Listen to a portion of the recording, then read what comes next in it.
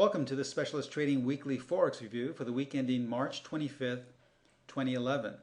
Now in this week's presentation I actually want to cover a trade that took place last week, but it's with a strategy that we don't see a lot, so I'd like to review this particular strategy, and that is Forex strategy number 3. As I said, it's a great strategy. It's great for catching swing trades. You can be in the trade anywhere from a week to a couple of weeks, but we do not see a lot of setups, and so I want to cover this one that actually took place last week.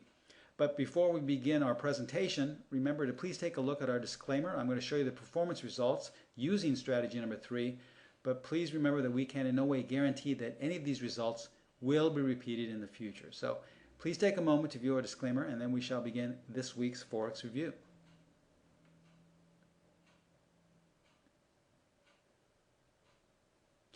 Okay, Forex strategy number 3 is a great strategy, but we do not see a lot of signals. So let's have a little refresher course just in the indicators that you apply for strategy number 3. There are just two indicators. The first one is the one we use in virtually all of our strategies. That's the 50-period simple moving average, or as we like to call it, our buy-sell line. We're only going to go long if our entry is above the 50-period simple moving average, and we're only going to go short if our entry price is below. And the second indicator we use is akin only to strategy number 3. That's our proprietary setting for the 20-period Bollinger Bands. Now, this is the same Bollinger Bands that you use and have on virtually every charting software package, but we're going to be using it and applying it differently. We have our own proprietary settings. They're not the standard default settings you see for Bollinger Bands. So if you're not familiar with how to set that up or how to configure the Bollinger Bands using our proprietary settings, please go to the video learning section, and you'll see I believe it's under strategies, a particular video where you can learn all of these strategy setups for all of our particular indicators, especially in this case the Bollinger Bands.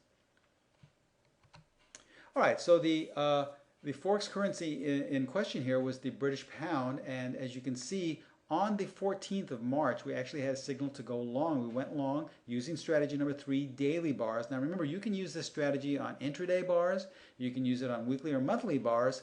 It seems to work the best on intraday to daily bars. You don't get a lot of signals if you go out of far range, but you can apply it into any, but if we're looking only at daily bars, we do not get a lot of signals. Now we went long on the 14th of the prior week at 1.6088.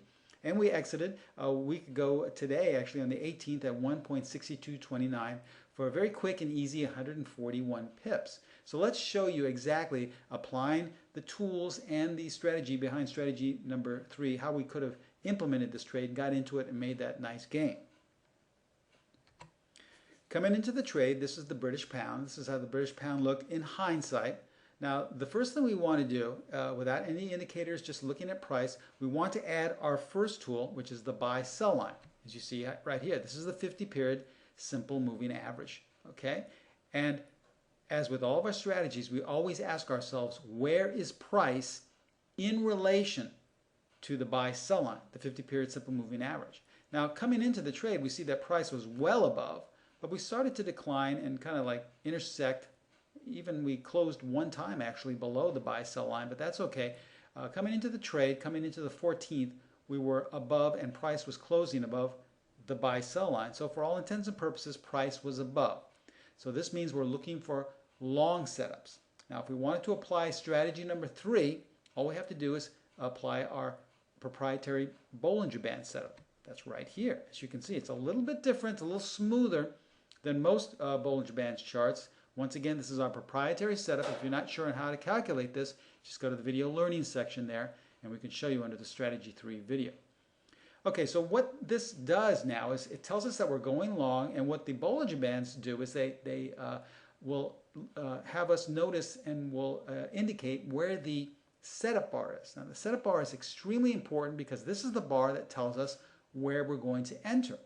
Okay, so we have to find the setup bar under the rules of strategy number 3, and it's a certain calculations and requirements that have to be met.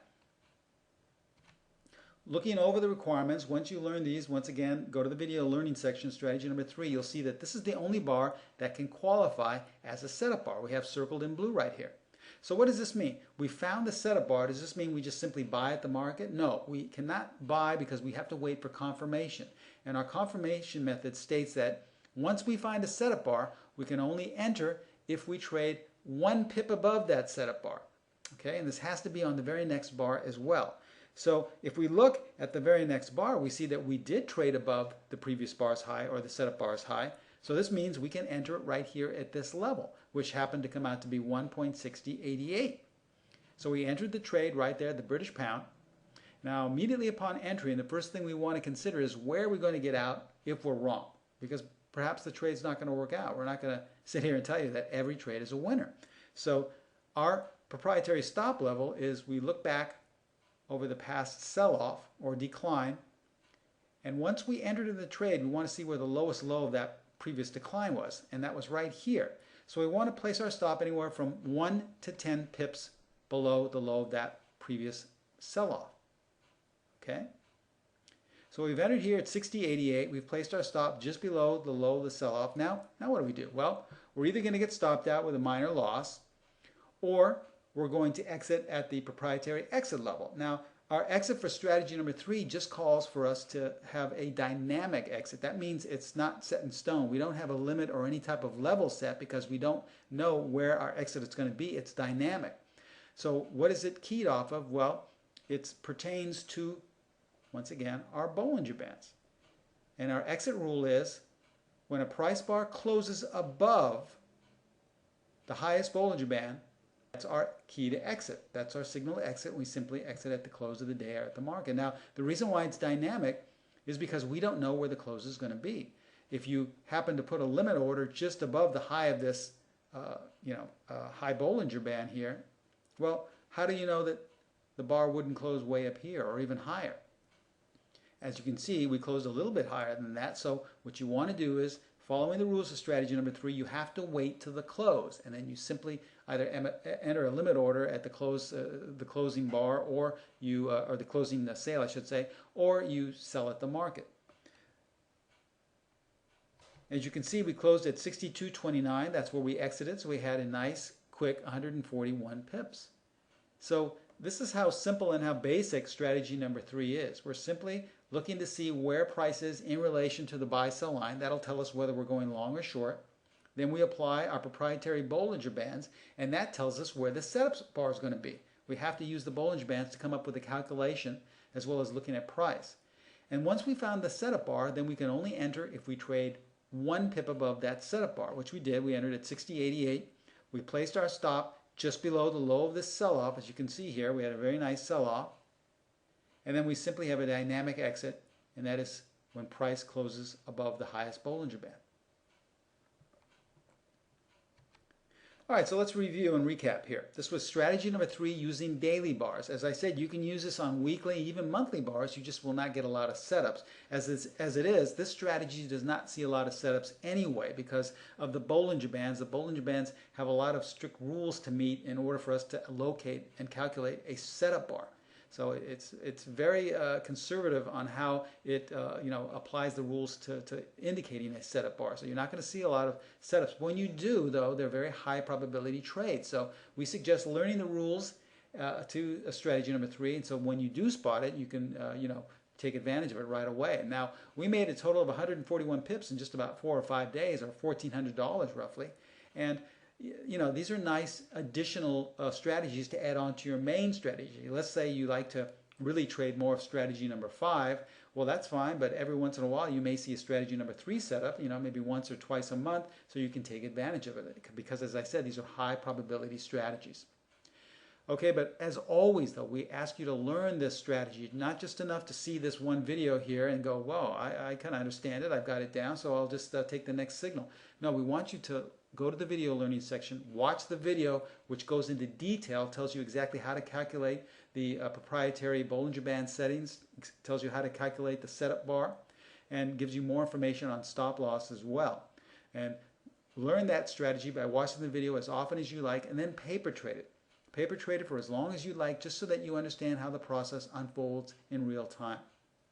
Even though you do not see a lot of setups with strategy number 3, it's very consistent. Our edge here is providing you with consistency in the markets, regardless of what time frame and what direction.